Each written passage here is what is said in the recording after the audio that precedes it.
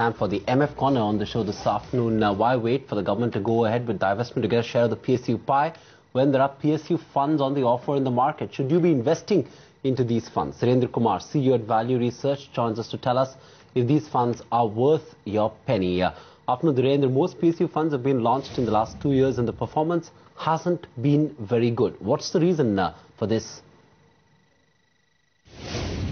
I think, here's the investors' perception of the ownership of PSU, that these are government-owned companies and they are unlikely to be, they are unlikely to gain operational freedom, or for a variety of reasons.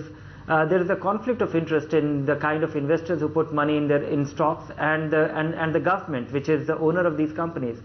So we see a lot of talk about PSUs, but as investment vehicle, I think, investors' preference is clearly not towards them. And what we see right now, it was all being talked about that the PSU disinvestment and there will be some activity in PSU, but going by the discount and their levels and the performance of the private sector peers, I think they are likely to remain orphaned for a while, for a long time. I don't know when that will change.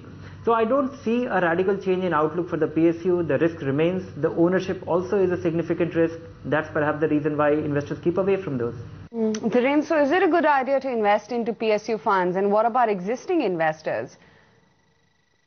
Existing investors should consider exiting because, they are, one, it is a thematic fund, simply because, the kind of companies, they have fairly standard structures, characters.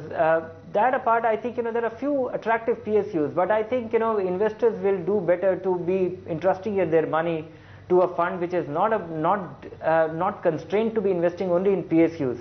Nothing prevents any other equity fund manager to be investing in PSUs as and when it is opportune. But the moment you entrust your money to a fund manager who has to invest only in PSUs, I think it will be a missed opportunity, and it doesn't look like a great idea.